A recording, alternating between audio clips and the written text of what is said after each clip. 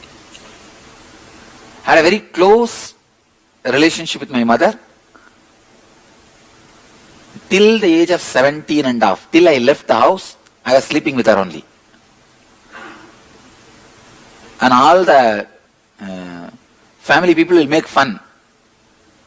In Tamil, they say that you are constantly holding a palu of mother. What do you call in English or Sanskrit, English or Hindi? You have any term for it? A mother's pet. Mother's pet. So I was like that guy. Even while cooking, when she cooks, I'll sit in the kitchen and tell some stories and playing. She was very close to me. And I had one big problem from the 12, when I had enlightened first experience at the age of 12. After that, I developed something like a bedwetting. Every night, now I found out why it happened, because body started falling into samadhi. The signal that bladder is full never reached brain. And even now when body falls into deep samadhi, the same thing happens. From 12 to 17 and a half, around what, 4.5 years or 5 years? 5 years? 5 years. Every day I will do bedwetting. Morning she has to wake up and change her sari, change the bed sheet, dry the whole thing on the roof of the house. It is such a big headache, but even once she has not. 3 days before, I had the darshan of Ramakrishna and Sharada Devi. Me. You can talk to my mother, she is here. No one will sit in front of me. As my guru has declared I am a yogi or sadhu, my whole family believed that and nobody will sit in front of me. So she was sitting down and I was sitting on the door frame. And I told her, I am leaving to take sannyas. In Tamil I said, Sami sannyasattukku pogudhu. That's it. She just broke and started putting the cloth on the face. She started crying.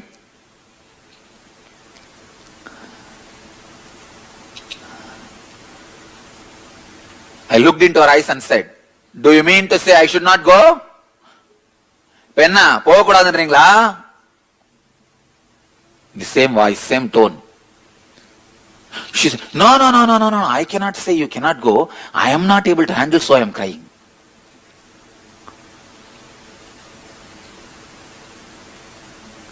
Then she hugged me. Usually I am the person who always will cuddle with her. Even while she is cooking, I will always be cuddling with her and playing, making fun, all.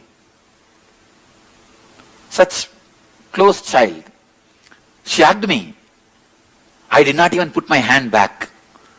I was like a dry fire.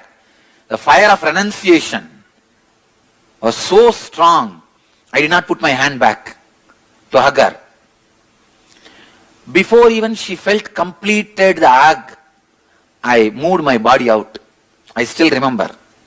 I moved my body out. Naturally she has to take her body out. That unfulfilled heat continued in my body even after enlightenment. Please understand.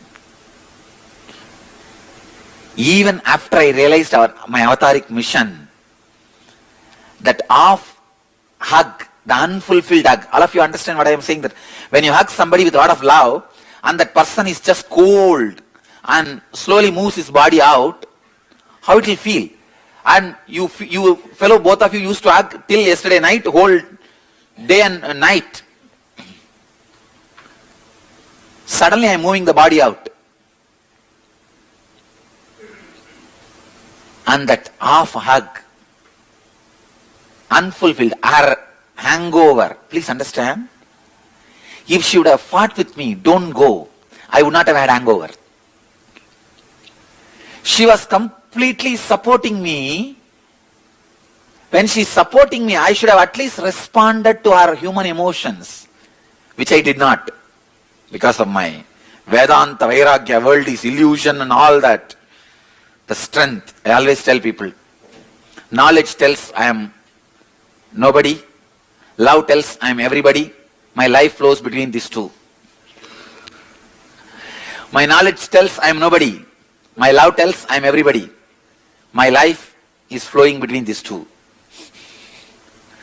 So that was the time my knowledge was telling I am nobody. The renunciation in its peak. But I should have given her a little time to settle down with my renunciation. And it's not that she is not ready to cope up with my renunciation. She was ready. My father entered the scene and shouted at my mother, did you scream at Swamiji? Did you tell anything? And I wanted you to know, from the time I remember me, I was called as Swami. I was never addressed by my parental name, even once, by any of my relatives. From the age of 3, I remember I was called only as Swami.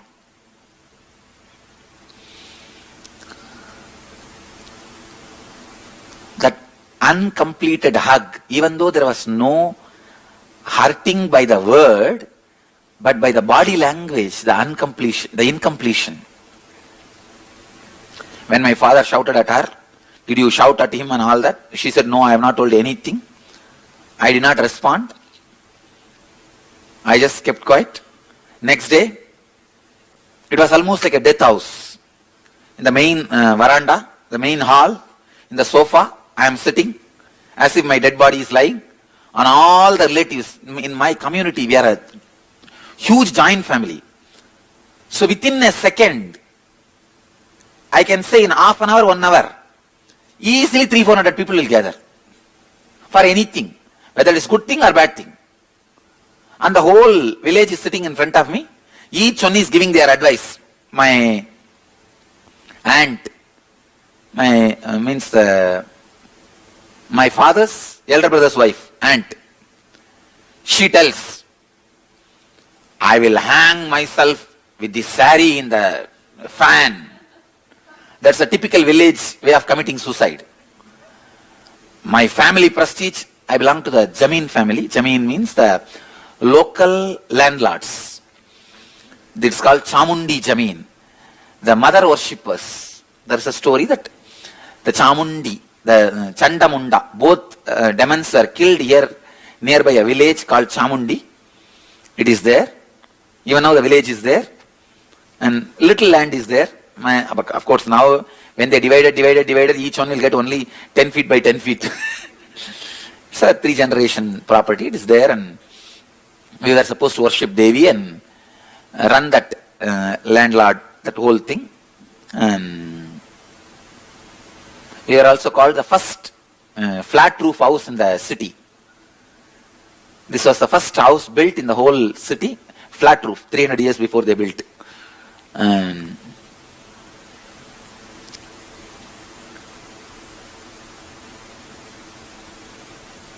So she is screaming, what will happen to my family prestige? I'll hang in the fan with my sari and commit suicide. I called her. She thought I'm going to console her. She's a little heavy person. I told, your sari will tear and the fan will break. Better you take the rope and hang in the ceiling. Hang in the beam. Beam is called in Tamil Uttaram. நீ சேலையை போட்டு ஃபேன்ல தொங்கினா ஃபேனும் உடையும் சேலையும் கிளியும். நீ என்ன பண்ணு, கயிறு போட்டு உத்தரத்துல தொங்கு, கட்டாயம் செத்து போவ. I told her in Tamil, you better hang with a rope on the beam. You will surely die. Don't do foolish things. That's it. She got her anger, and you fellow, you are telling me to die? You get out of the house. You get out of the house. I told, that is what I am telling I am going to do. Now you understand all your love and everything. The moment I said one word, you die. Immediately what happened to all your love? All your family prestige? Then another one uncle, my father's sister's husband, he comes. Are we all not living a spiritual life, living in the household or life, in the family itself? I looked at him. Hey, in singular I addressed. I know. I'm a very respectful person. I used to be very cultured and very nice with that guy because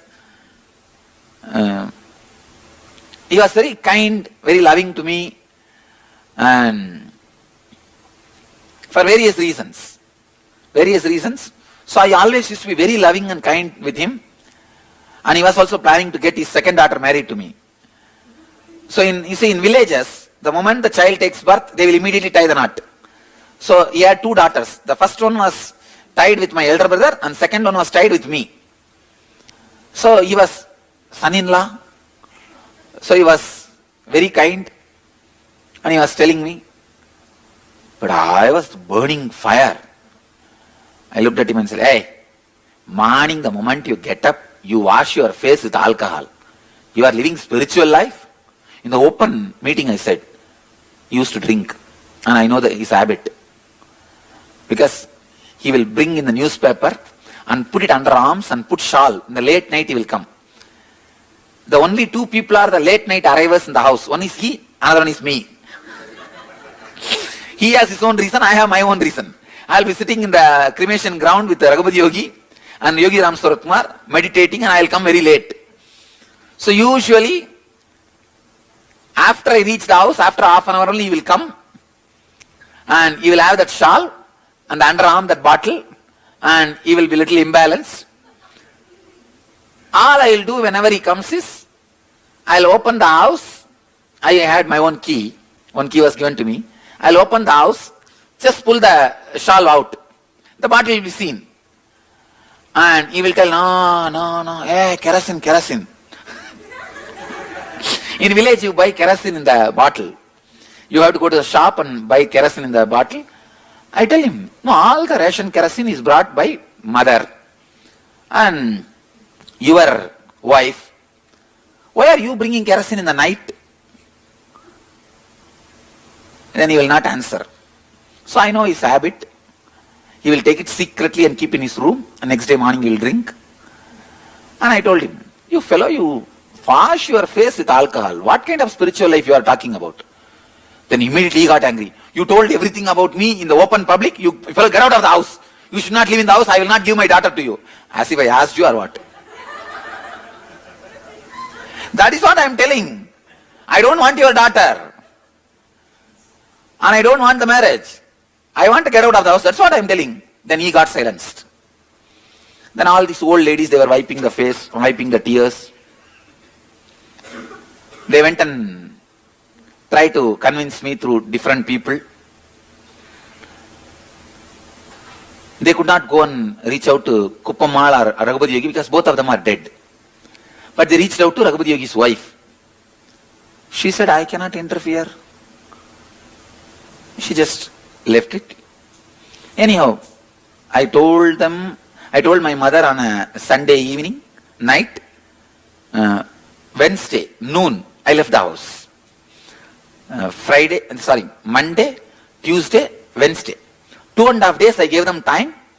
I sat and received all the crying of the whole village, answered everybody, then left the house.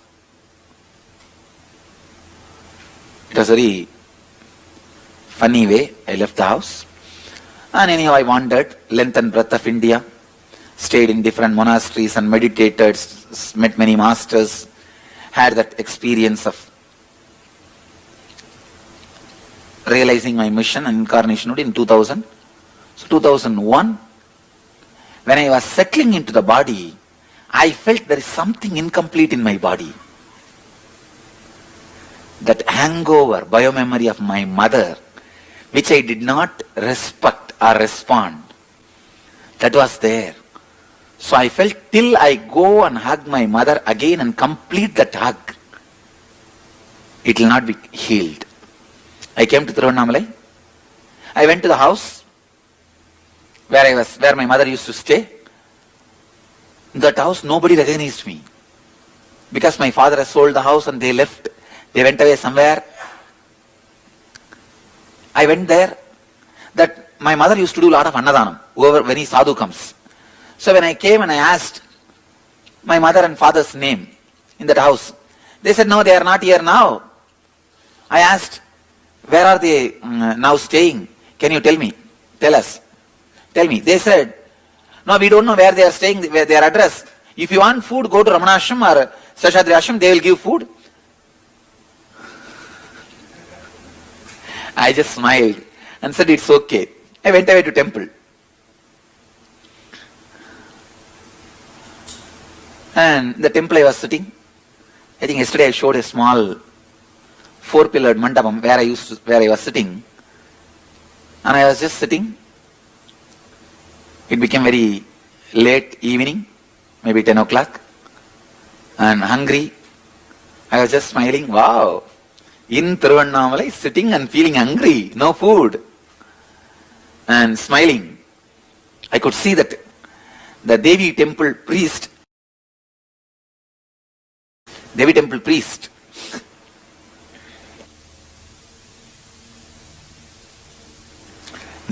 priest, he ran and came some prasadam, the temple Nevedyam. And he said, Sadhu, you are sitting here without food, please eat. I was eating. After I ate, I was sitting. From distance I could see one of my classmates has recognized me. And he did not come near, he ran. The way he ran, I understood he recognized me. In 10 minutes, in my vision, my mother is standing. But she was afraid to come near and talk to me. She was just standing with the folded hands. The moment I recognized, actually she was coming in the side, the moment I recognized, a big smile, I looked at her. With a big smile. And then she was very comfortable. And she asked, Swamiji is doing well, keeping well. Swami nalla irukka? I said, nalla irukku Swami. Then, first thing I did, I just hugged her. When I hugged her, she could not control, she broke. I could see that hug 7 years before or 8 years before, which was left incomplete, is getting completed. And maybe 10 minutes,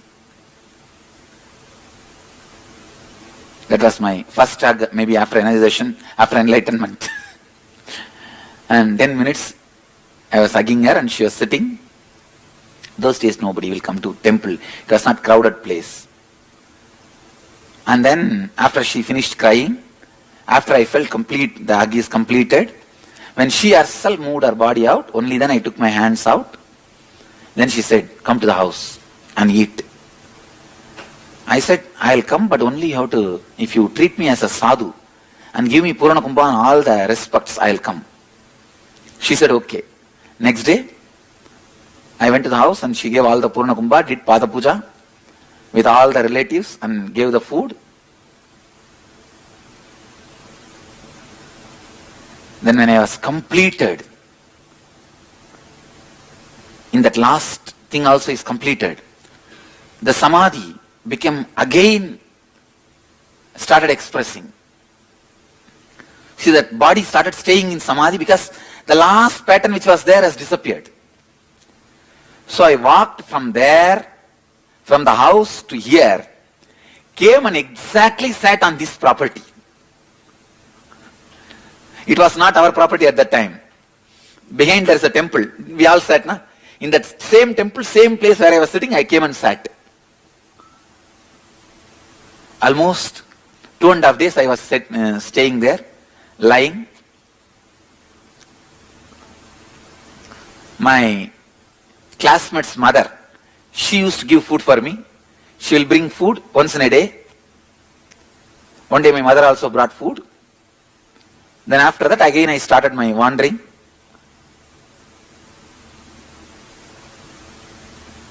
Even after enlightenment, if you don't complete, the hangover still is there. Understand? So do not leave even a single pattern uncompleted. Single thing uncompleted.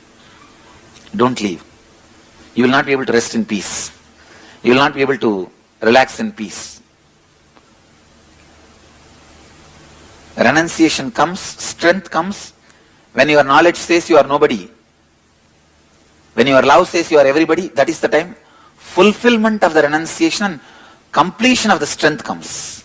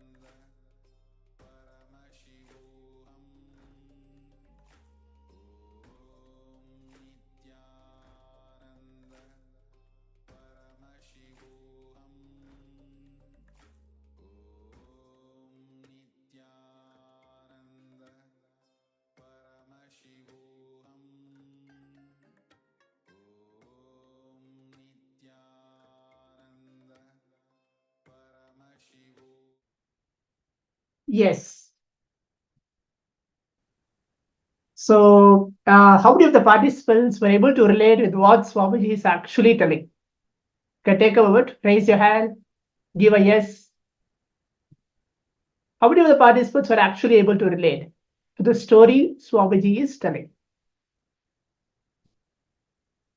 Are you able to relate?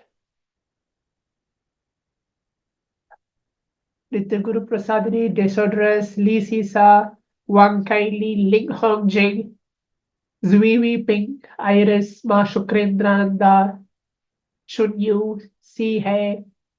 The completion with mother is very, very important. So now let's enter into the internalization exercise. Describe the relationship you have with your mother. Go back in your life and describe all the incidents when you started judging her, having incompletions with her. Okay? Describe what actually happened and what she actually said or did. I'm projecting the instructions to all the participants, which is the world, and how you experience it, which is in your my world. Okay, and then invoke your mother in the mirror and complete at least twice by talking out loud. Invoke your mother in Swamiji's Atmamurti and complete at least twice by talking out loud. Call your mother and complete with her in the same manner if your mother is in the body right now. So you're clear with the instructions? Yes, I can see the participants telling related so much when Swamiji talked about the hug. Very beautiful moving story. Wonderful. So can we begin with the internalization exercise now? Please write down, and at the end of it, you're going to, you're going to just give a 1 or 2 words telling how did you feel after the completion process with the mother. So can we all start? Please keep your book and pen ready with you. I'm going to project the instructions, and let's begin.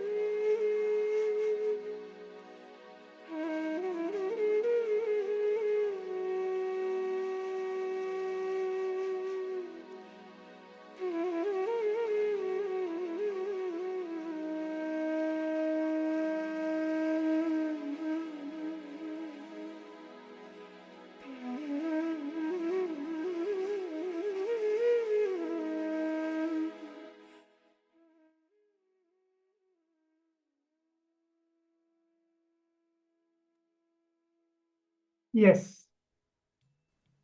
Yes. So now let's relax, and I hope each of the participants have got a good time. Writing the exercise the completion with the mother. Are all the participants able to complete? If yes, please leave the message yes.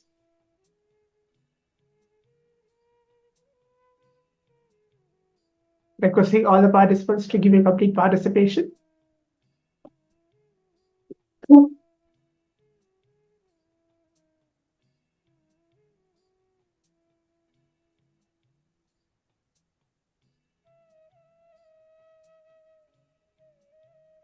Okay, so now I'm going to play the Kriya for all the participants. I'm going to replay the Kriya for all the participants who thought that they missed the Kriya itself.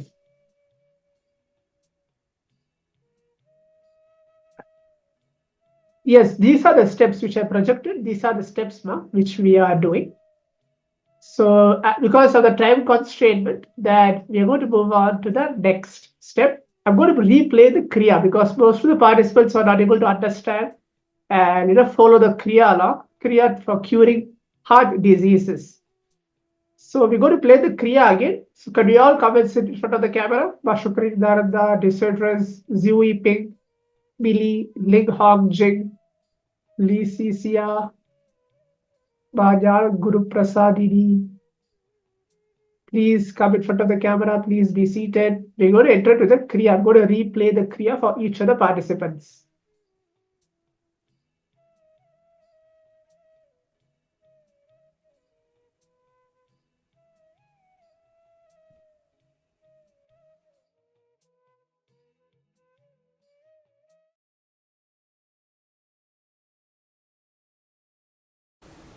Let's enter into Kriya today.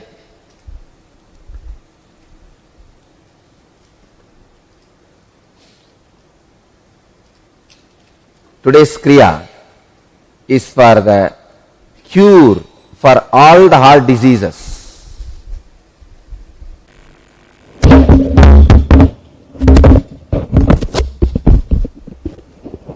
Let me describe step by step. Actually, I am doing so much work on the body. I am evolving a new way. The Western fitness and the Eastern Kriyas. For example, in the app coaster, when you work, do the Udyana Bandha and Jalandhara Bandha, your abs also will be worked out. You will have a six-pack and awakened 6 chakras. Now, please, this is a cure for all the heart diseases. As I said, even if you don't have heart disease, do this Kriya, it will awaken your Anahata chakra. See, through this Kriya, intense Kundalini is awakened in you. If you have heart disease, that energy will be used to cure the heart disease. If you don't have one, that whole energy will be cured, will be used to awaken your inner heart, the spiritual heart, the Anahata chakra, heart center. Come on. First step, Vishrakasana. दो पागांकी येति जो ज्योतापानों वानों पुनीहो गोता चंको आतारकरी रागई आदीवह ऐसी विदितागे. Translation of this verse: sit on toes and place the buttocks on heels. Means you have to sit on it. I don't know how many of you guys will be able to sit.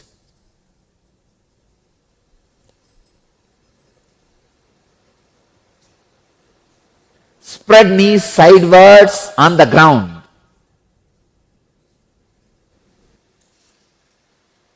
Make a hollow of palms and place it on the mouth. Please understand like this. Keep the thumbs under the teeth and close the lips. You see, keep the thumbs under the lips and close the mouth. Please understand. Keep the thumbs under the teeth and close the lips. Fix the gaze steadily at the tip of the nose. Inhale through the right nostril, exhale through the mouth. Please understand. Let me show you.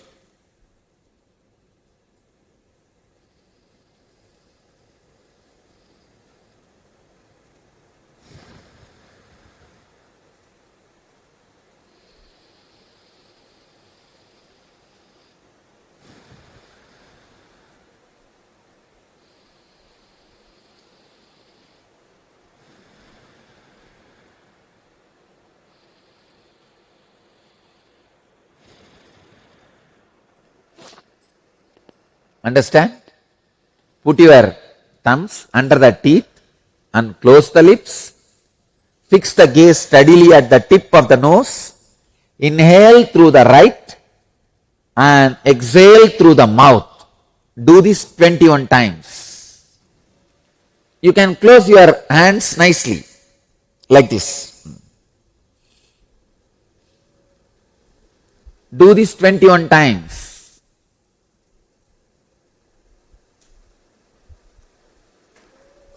Inhale as much as you can. Exhale as much as you can. Deeply.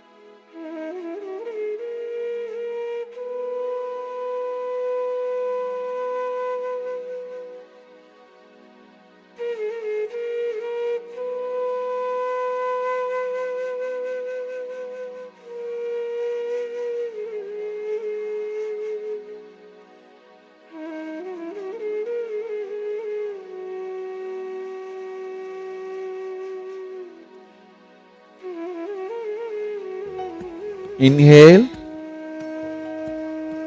as slowly as possible. Exhale through the mouth as slowly as possible.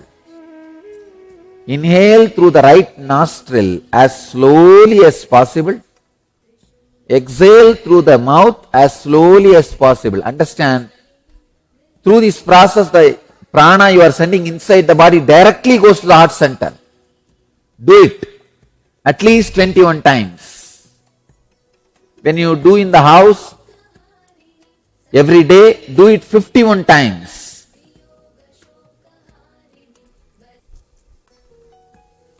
If you have heart disease, find time for this Kriya. Otherwise, you will not find time even to live.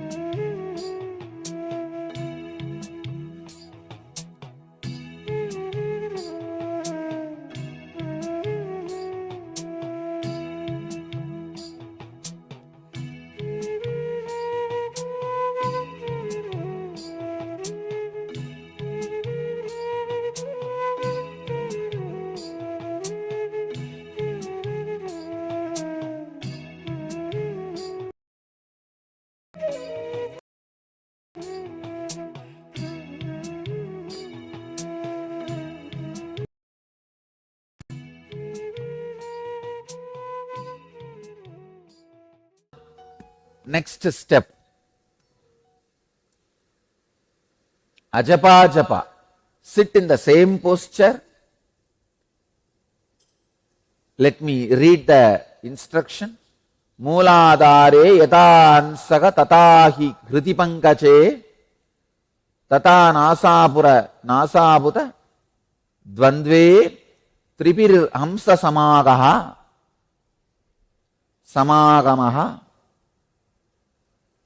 Understand?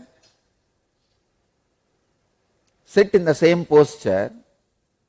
Visualize the right nostril breathing is going inside as hum. Left it is going down as sum. See, inhale with hum through right nostril. Exhale with sum through left nostril. Visualize it is coming, touching your heart and going out. Please start this ajapa japa. Inhaling through right with the hum sound, exhaling through left with some sound 21 times.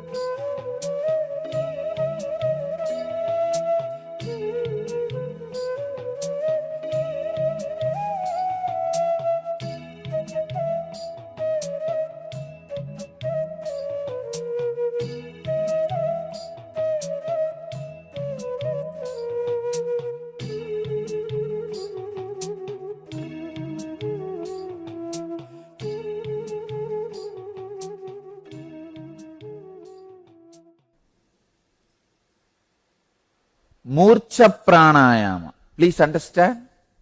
Sit in the same position, same posture. At the end of the inhalation, gradually become fixed on Jalandhara Bandha, then exhale slowly. This is called the fainting or swooning pranayama, as it makes the mind inactive and thus confers bliss. Let me read the sutra. Pura kante kadattaram batva jalantaram shanaihi rechayen murchanas keyam manomurcha sugapradaha. Sit in the same posture. Place the palms and hands on the knees. Close the eyes. Inhale slowly and deeply through both nostrils. Do Jalandhara Bandha, means putting your chin on the chest and lock as long as you can, as long as you are comfortable. When you are feeling little not comfortable or uncomfortable, discomfortable, please release through both the nostrils.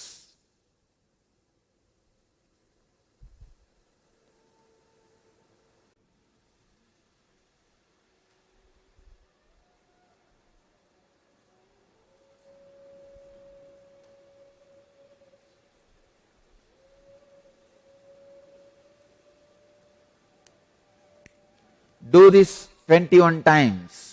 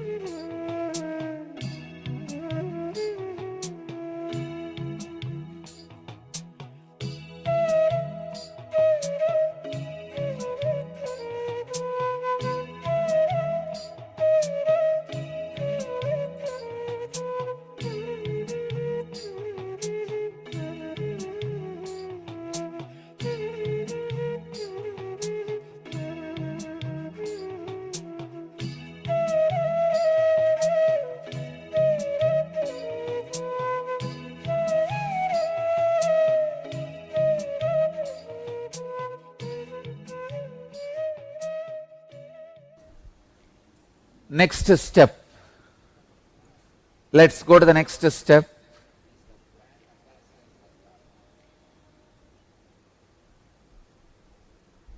Sahita pranayama. Please understand this. Sahito dvivitata proktaha sagarbhascha nirgarbha sagarbo bejamucharya nigarbo bejavaritajaha bihavarjitaha. Sahita kumbhaka is of two sorts, Sagarbha and Nigarbha. The Sagarbha is performed with Bija mantra, Nigarbha without Bija mantra. Understand? Inhale and hold the breath inside with one Bija. Hreem, Hreem, Hreem, Hreem, Hreem, Hreem, Hreem. As many times as possible. Hold with this, repeating this Bija in the mind. When you can't hold anymore, relax. Do this 11 times. See, I am awakening all your subtle energy centers so that any heart diseases you carry completely gets healed. Please start doing. Don't use the fingers now. It's only supposed to be done just with the power of the sound. Like a inhale, reem, reem, reem, inside, not verbally. When you can't, relax. Do it.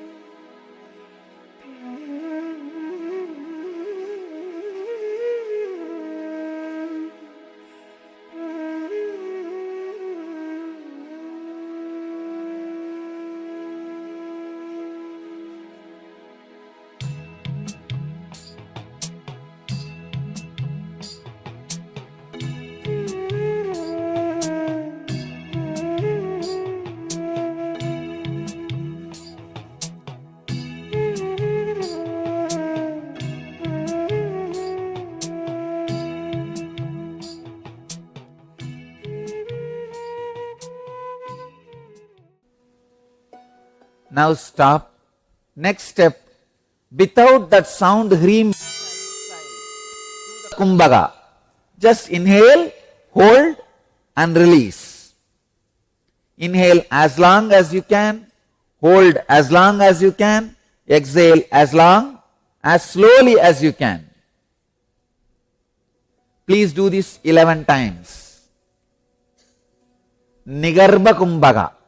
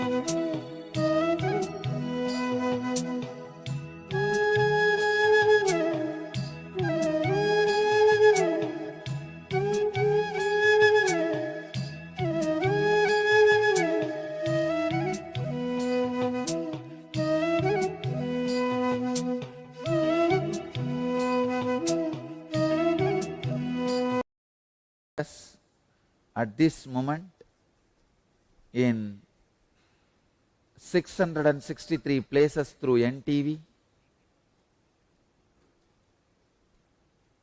19 places two-way Nayanadiksha, in 226 cities, in 20 countries.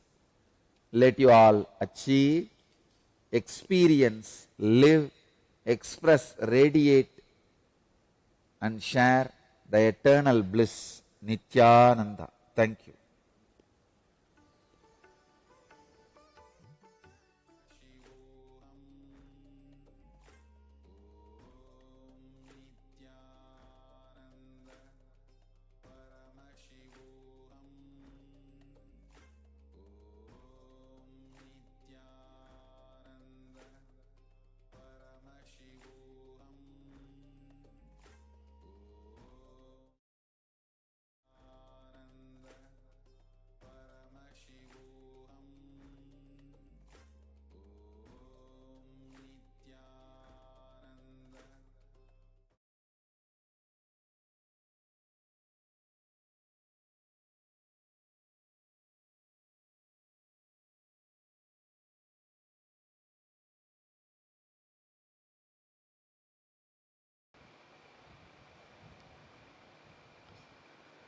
Now listen to this thought current. Everything your life is made of is your very expression. Listen, everything your life is made of is your very expression, experientially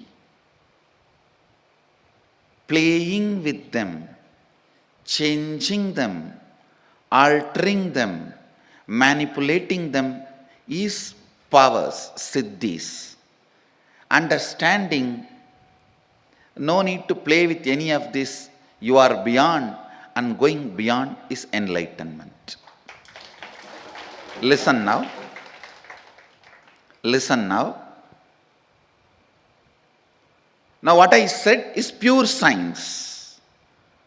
Mahadeva gives a very powerful practical methodology to experientially realize this statement. The statement which I uttered now is a sutra, pure science. Whatever you see in your life, including the walls of this hall and me sitting in front of you, this throne, your chair, the people sitting around you, everything is made of a material which is from inside you. You can alter, manipulate, extend, reduce, change everything as you want. Please understand. Everything you see in your life is made out of a stuff which comes from your very self.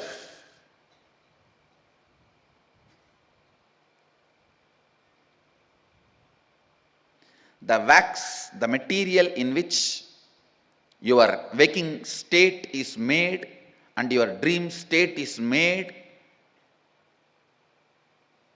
that material is from you, inside you, just like cobweb. It's from you, the material is manifested. Listen. Listen. How this can become our realization? How this can become our realization? This thought current now which I said is a pure science. Now Mahadeva comes next to applied science. How to make that into reality for you and how to use that in your day-to-day life. It's a very beautiful revelation. Listen. Mahadeva says,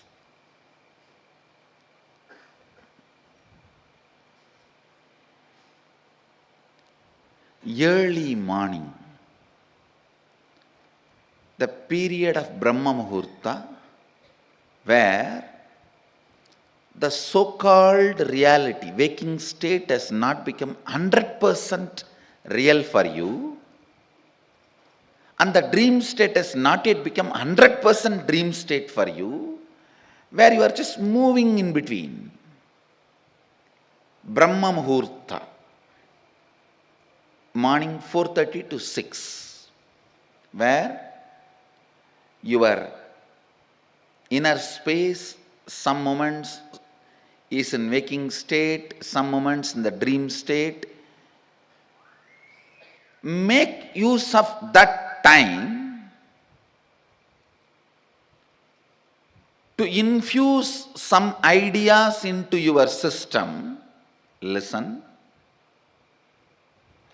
For example, you are feeling life around you and inside you is very poor. You are not having enough resources. You want wealth. Try to play early morning, that 4:30 to 6, infusing yourself with the idea, let me manifest wealth. Your visualization should be more towards wealth, not towards moving away from poverty. Please understand, if you say, let me move out of poverty, you will be all the time visualizing poverty. No. Move towards wealth, visualizing wealth. The first thing will happen when you consciously play with your Brahma Muhurta consciousness. That is a unique consciousness. That's a unique time and space where you are neither fully awake, nor fully sleeping, nor fully dreaming. You are like a original material out of which you are made is available for alteration, transformation, manipulation. The material out of which you are made is available to yourself at that moment. Just few days from today to next Sunday, this 1 week, every morning, this Brahma Muhurta time, try to play with your consciousness. I gave you the example of money because that is the biggest problem everyone has. Whether you have or don't have, you have a problem. If you don't have some type of problem, if you have some type of problem,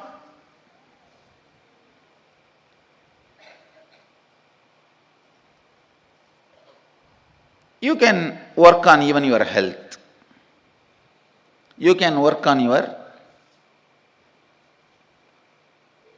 relationships. You can work on your fulfillment, feeling alone, empty, lonely, on anything you can work. Try to visualize what you want to manifest. It will not take more than 3 or 4 days for you to realize, actually you are setting the trend and thought current. You are setting the trend and thought current of what you want to express in that Brahma Muhurta time. Sleeping during that time means wasting your life. Do not entertain. Please listen. Do not entertain the thought currents which are not directly conducive for your life at those moments. Because whatever you entertain during that time will become part of you. Now play with this thought current, this Kundalini thought current. The first realization you will have is your whole life is not solid as you think. It is just liquid or semi-solid. it is liquid or semi-solid. You can manipulate it. You can manifest it. You can play around with it. Understand? Now, unfortunately, you guys have already frozen. See, after 6, you get frozen. Now, anything I tell, it takes time for it, that thought current to reach your being. But at that moment of Brahma Muhurta, anything you try to infuse into you, very easily it goes, just like a needle moves into the banana. It can just enter into your system. Meditate on this. This thought current can awaken your Kundalini. Kundalini awakening means understanding you and the stuff out of which your life is made is ultimately from you. Because of that, you can transform, manifest, manipulate, play around, do anything you want with the stuff out of which your life is made.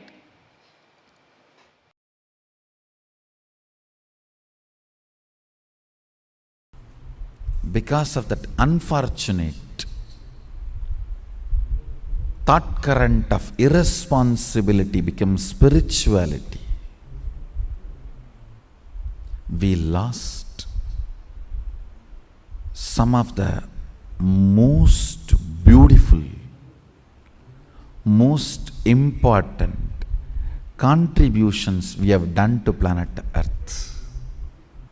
The origin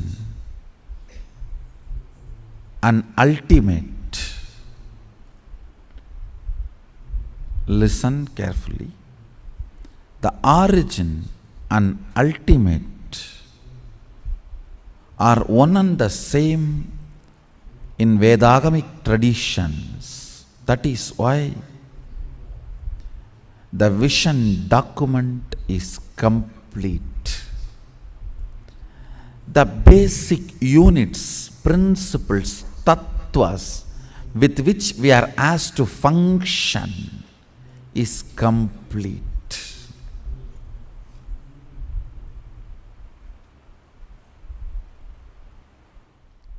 Integrity is a tattva to measure your expression. The depth of integrity, the amount of integrity you cognize about each subject, that will be the expression, spontaneous expression of you. When somebody asks you, why do you pour milk on linga? The first response I gave is, hey, we pour on Sadashiva, not on linga. Because every time I pour, I know I am pouring on Sadashiva. It falls on linga. In Hindu tradition, if you don't find any linga, you can just keep a heap of sand on the floor. Just sit, try to get any stone. If you don't get any stone, just get heap of sand and start worshipping that as a linga. That's the way Sita did in Rameshwaram. One of the most important Jyotirlinga, Ramanatha Swami, is just heap of sand touched by Sita with the great sacred sentiment, the bhava, O Mahadeva, Sadashiva, iha agaccha, igatishta. The power of bhava of Sita, the beach sand becomes Ramanatha. Understand? We pour on Sadashiva, not on linga. It falls on linga. Because we are so engrossed to whom we are pouring, sometimes we don't bother where it is falling. That is the first. This should have been a first response from any practicing Shaivite.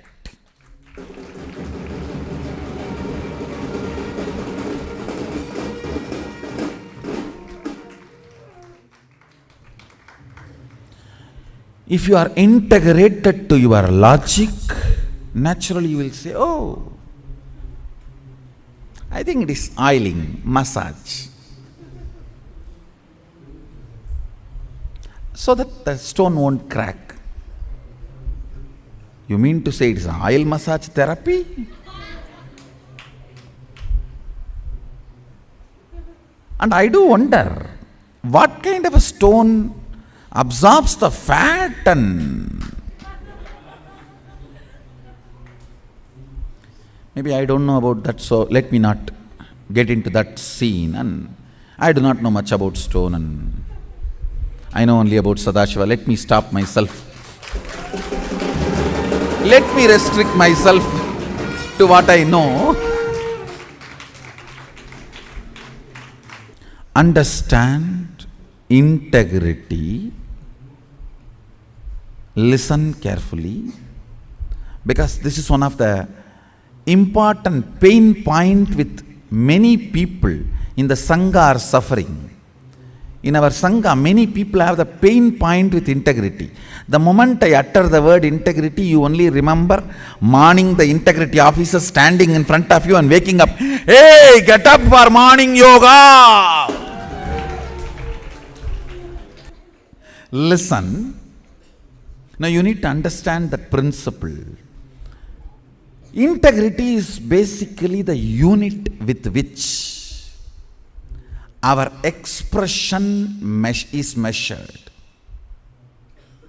See, your source, consciousness, when it starts operating using this body and mind, it always gets integrated to something. Even if you don't want to get up, come to morning yoga, you are highly integrated to Nidra Devi. Means sleep. You are highly integrated to your bed. And you are highly integrated to your tiredness. Understand? Then don't blame, whole day I am feeling bored and depressed and tired. That is what you are integrated in the early morning. Understand? When the sun rises, to what you are integrated, you will be integrated to that till the sun sets. When the sun sets, to what you are integrated, you will be integrated to that till again sun rises. Understand? It's a basic principle of life. So when sun rises, to what you are integrated matters, because that is the time the commands are given to your body about the whole day which you are supposed to do. The plans are delivered to your system. If your plan is turning this side and pulling the blanket,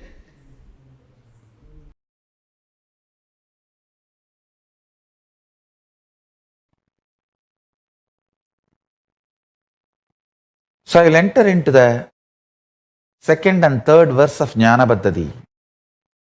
Tatsarvam gatayishyami yoga yuktya shrunupriye yatsvarupam nijam suddham vyapakam sarvatomukam sarvabhudantaravastam sarvapranishu jivanam yogagamyam durasadam dushprabam hridadambihi.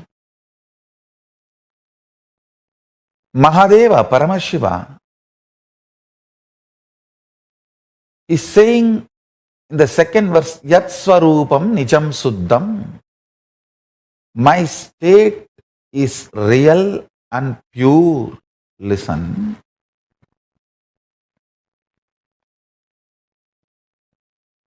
Yesterday I was revealing an important secret, the sacred secret. You need to decide to behave with yourself as Paramashiva. You need to be convinced. Blessed are those who are able to convince themselves that they are ultimate. Means they are able to cross the last delusion of self-doubt, self-denial, self-hatred. I tell you, bhakti should be the expression of the gratitude and powerfulness of everything you have been given, not from the attitude that you are separate from the source. Understand? I overflow with gratitude and bhakti to my Guru, not because I am separate from him, but because he made me realize he is me. Understand? The right understanding. Listen very carefully.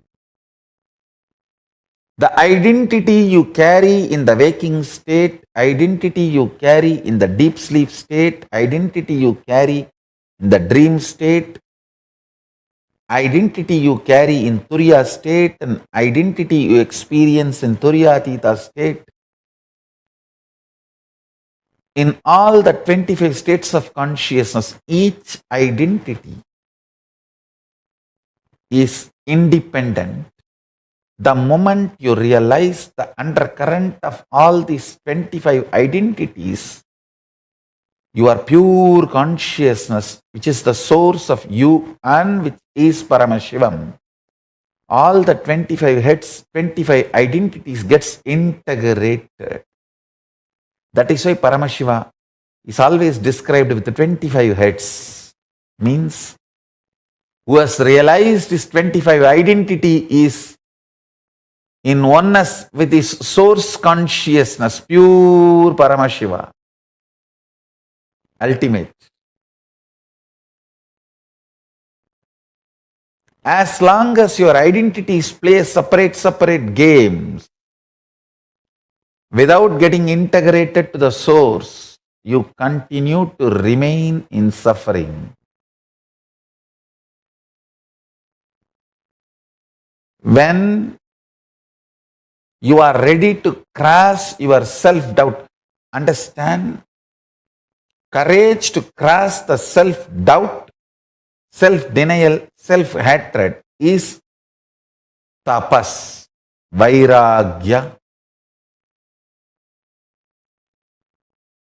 Ferociousness you need to cross your self-hatred, self-denial, self-doubt is called tapas.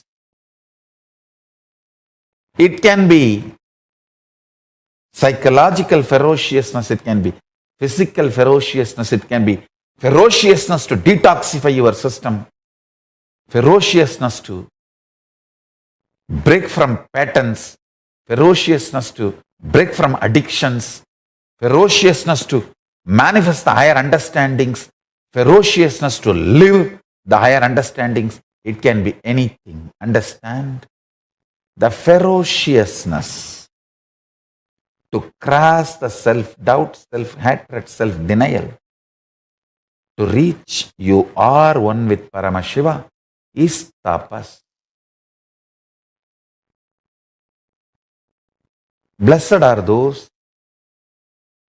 who decide they are one with Paramashiva, who cognize they are one with Paramashiva, because other than him nothing else can exist. If something else can exist other than him, then he cannot exist. He is the only Purusha. There cannot be anything other than oneness. That is why it is oneness. So if you feel you exist, you are only Paramashiva. You exist only as Paramashiva. Any other identity you assume is assumption. Understand? Nothing else can exist. And nothing else exists. I tell you, that is what is manifesting the state of Paramashiva. Deciding, declaring yourself as Paramashiva to yourself, intensely demanding yourself to be Paramashiva by yourself is what is manifesting the space, the state of Paramashiva. That is what is manifesting the state of Paramashiva.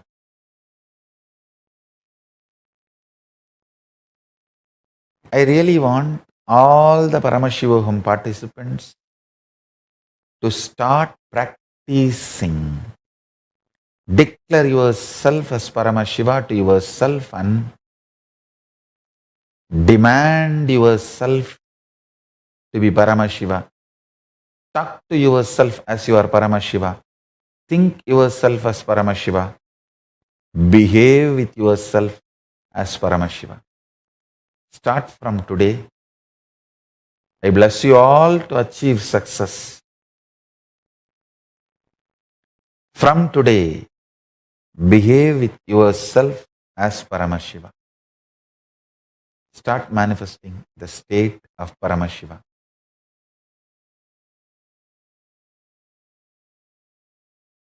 Listen carefully.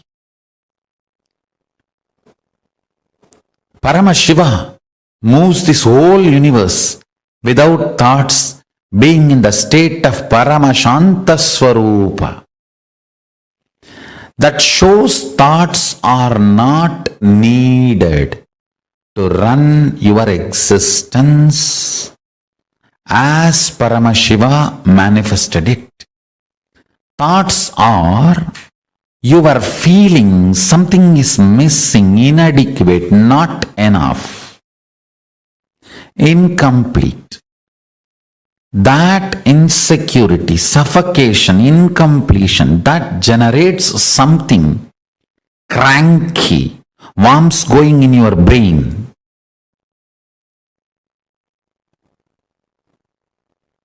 Parasites running in your intestine. That crankiness, the thoughts and thought currents generated by that crankiness is not needed to run your life. This is the most powerful, important cognition you need to cognize. Understand, Hinduism fundamentally does not believe in belief system or faith system. It very clearly explains the methodology of powerful cognition-based functioning system. I am not going to tell you, believe, you don't need thoughts to run your life. No. I am going to say, Shravana, listen, Manana, internalize, Nididhyasana, start living this powerful cognition. So the powerful cognition I am giving you now, Paramashiva, running the whole universe, much more than what we are running in our life.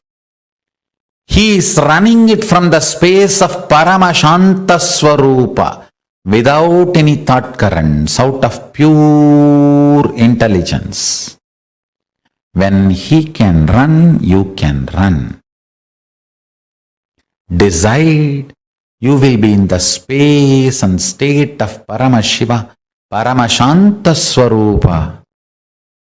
and live your life, you will see thoughts and thought currents become redundant. They just fall off from you. Like a old skin getting peeled off and falling.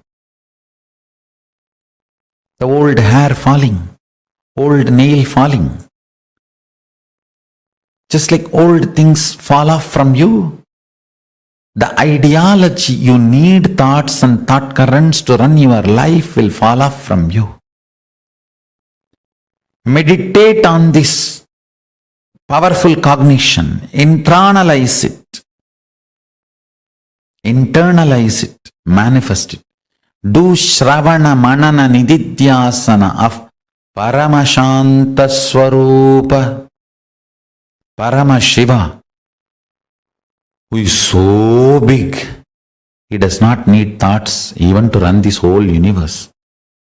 Even to run this whole universe, he does not need thoughts. Why do you need thoughts to run your life? Too small. Decide to be in his space by listening, internalizing and manifesting this powerful cognition in your inner space. Live and experience thoughtless space. There is a space below your heart center, above the navel center, Anandagandha chakra, where all the 21 chakras, above 7, middle 7, below 7, all the 21 chakras merge in. In that Anandagandha space, remember you are Paramashiva. What you feel as Paramashiva, what you feel as I and Paramashiva is one and the same.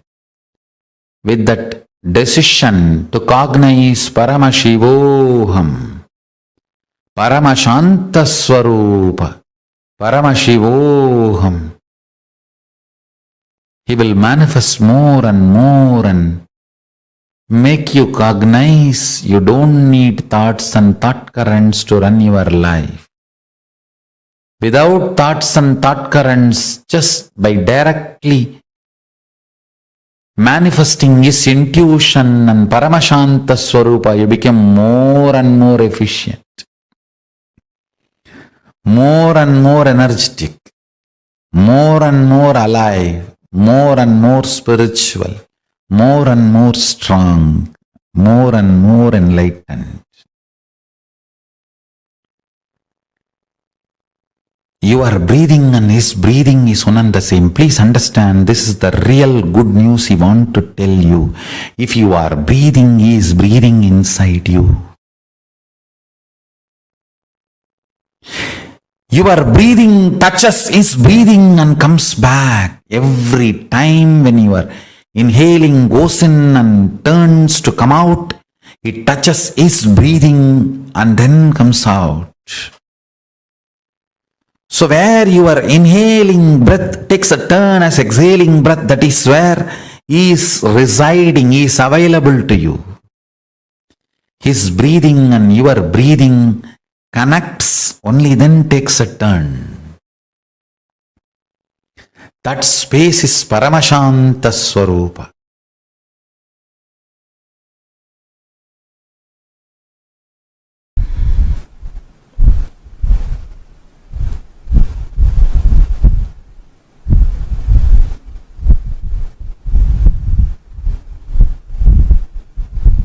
Functioning with these powerful cognitions will make you experience your spiritual legitimacy. It will make you understand the best, most superconscious way to exist and relate. Understand? The most superconscious way to exist and relate. The fundamental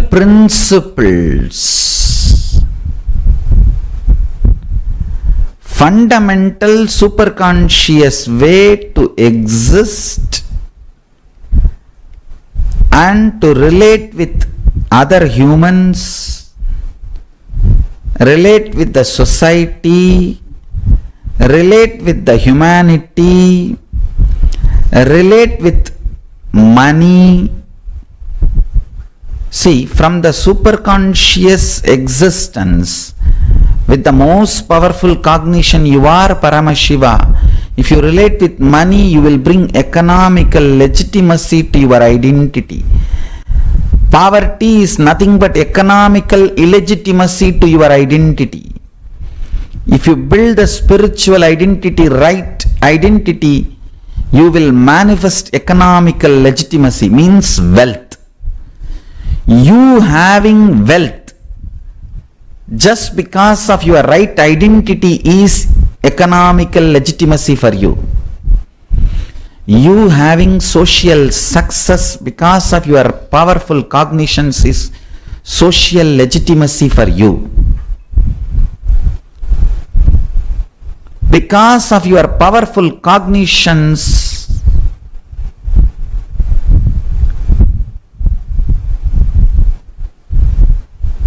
the way you carry yourself is accepted by everyone. The way you live becomes a culture, is cultural legitimacy for you. Bring powerful cognitions in your life, through that bring spiritual legitimacy to your existence, to your identity. With that strength, bring social, cultural, economic legitimacy to your existence. Naturally, you will be able to manifest anything you want. Understand? This whole science, manifesting the state, manifesting the space, manifesting the powers, manifesting the being, manifesting the superconsciousness of Paramashiva,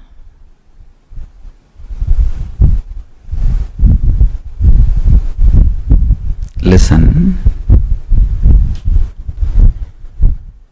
If you bring spiritual, social, cultural legitimacy to you, you will understand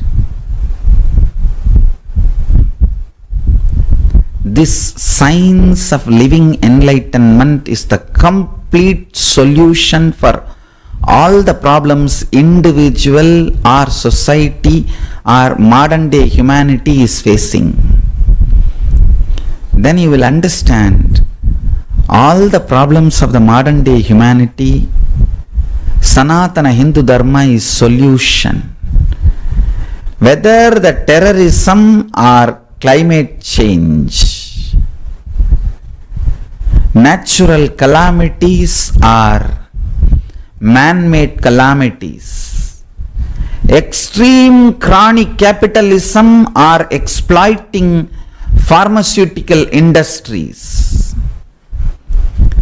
enslaving psychiatry field and pseudo-psychiatrists, or cheating philosophies, brainwashing ideologies. For all the problems humanity is facing, the only solution is science of living enlightenment, revealed by Paramashiva from the Vedagamas in the modern day through this body.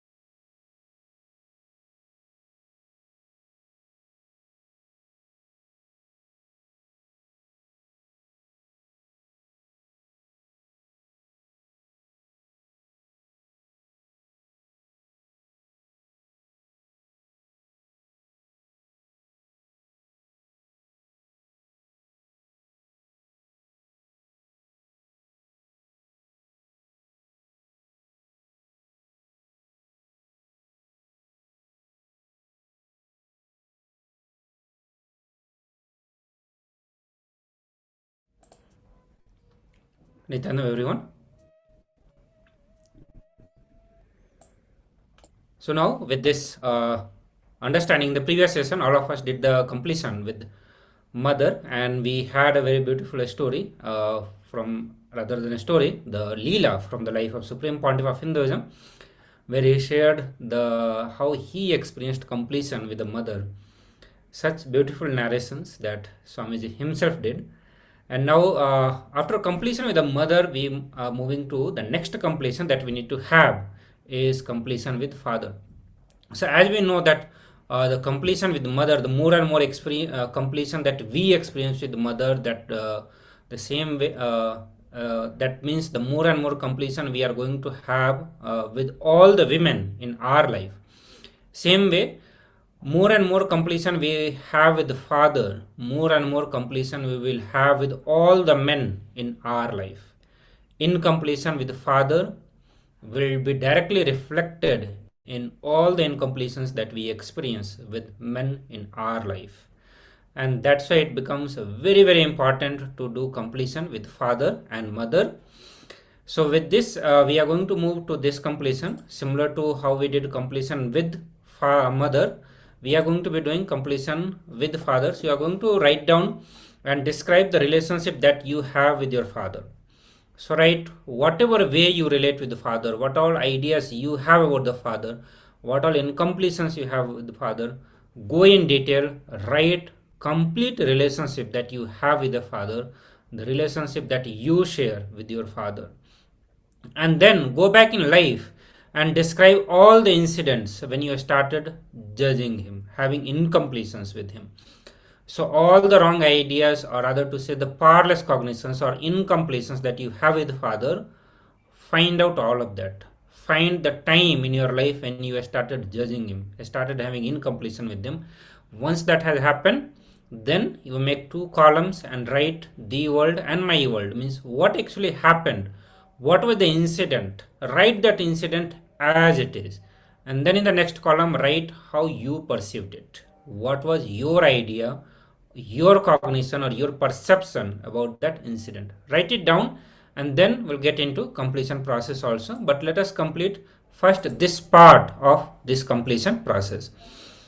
And if you have any questions, please let us know through the comment, through the Zoom chat. Otherwise, let's start this process. I request all of you to pick up pen and paper and start the completion process.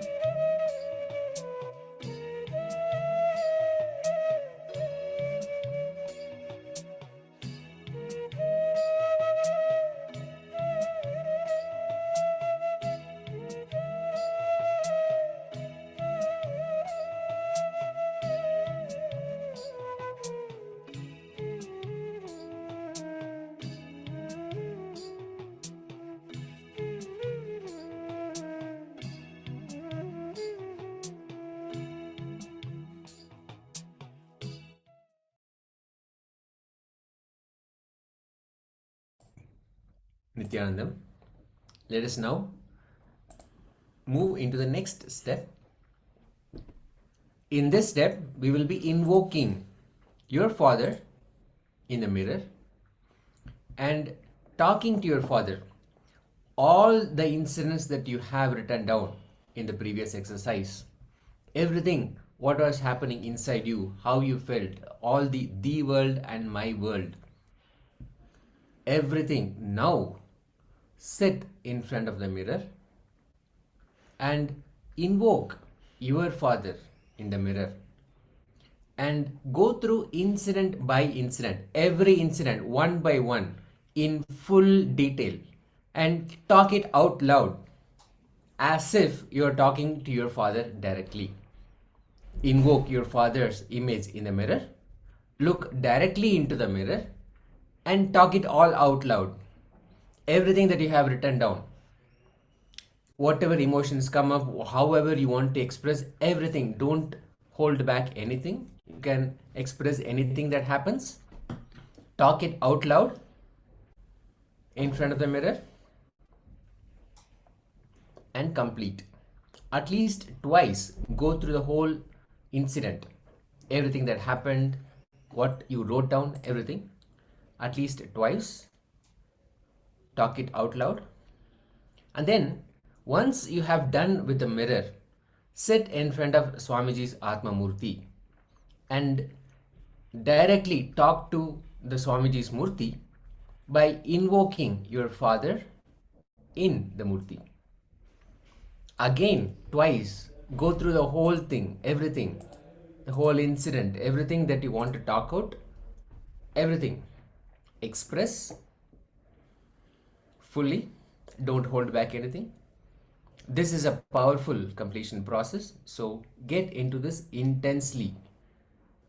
All the relationships that we have with any male person in our lives is impacted by the incompletions that we carry with our father. So completely go through this completion exercise intensely. Let us start.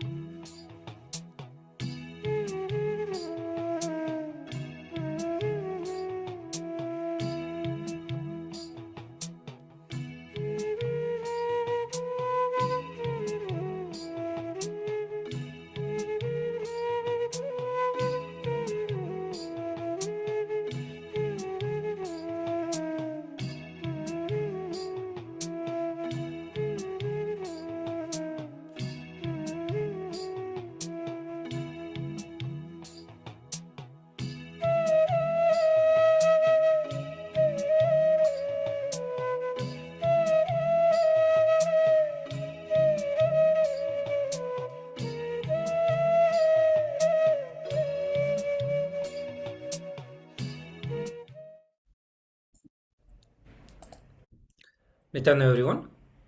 So all of you can relax from the completion. If you are in middle of the process, please finish it as soon as possible.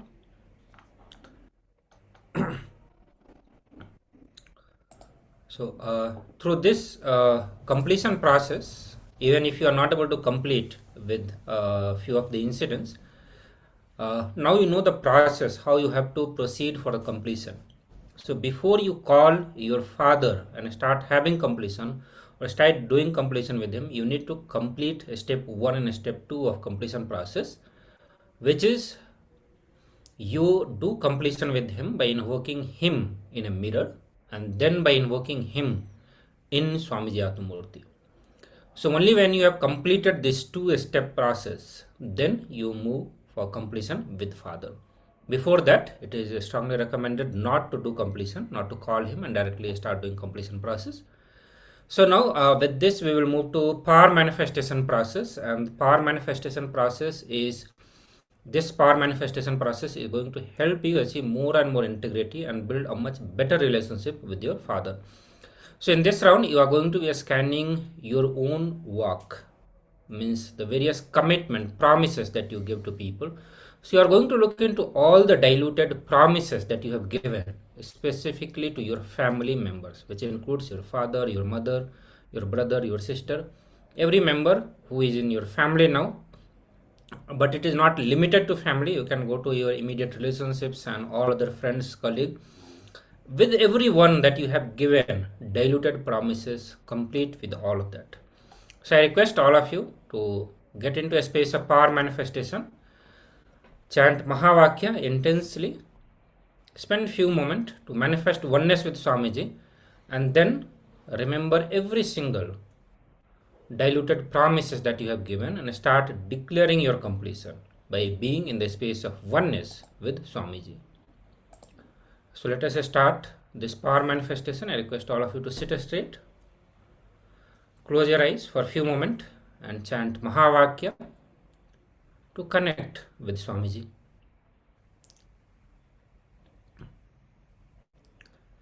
Chant intensely. Bring your space. Be in the space of oneness with Swamiji. And after diluted promises that you have given, make the decision to drop those promises and bring completion forward. So let's start this process now.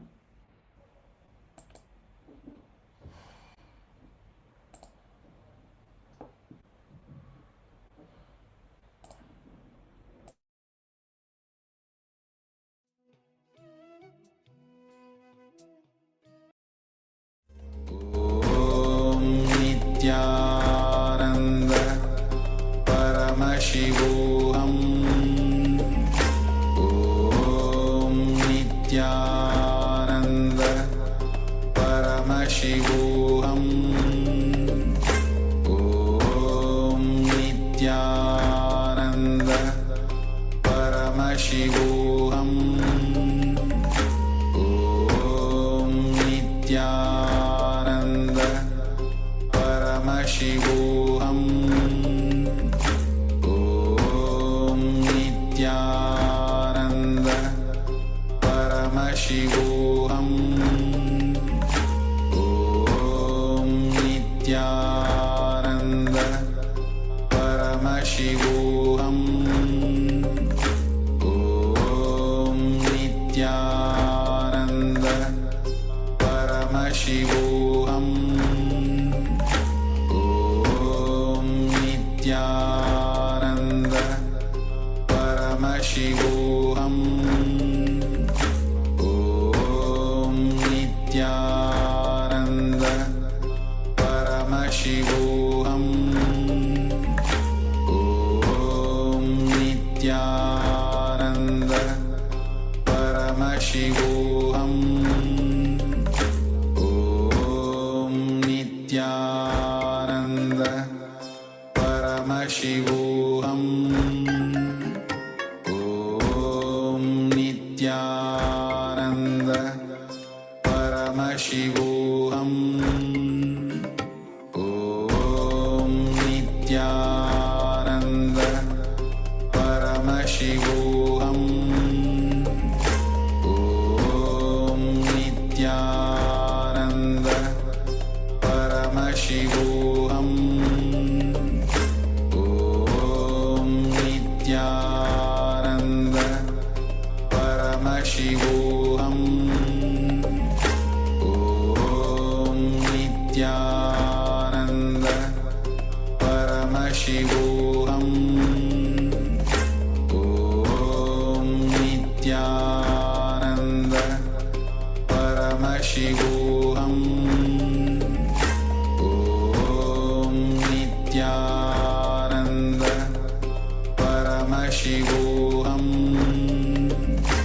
ॐ नित्यानन्द परमशिवोऽहम् ॐ नित्यानन्द परमशिवोऽहम् ॐ नित्यानन्द परमशिवोऽहम् ॐ नित्यानन्द परमशिवोऽहम् ॐ नित्यानन्द परमशिवोऽहम् ॐ नित्यानन्द परमशिवोऽहम् ॐ नित्यानन्द परमशिवोऽहम्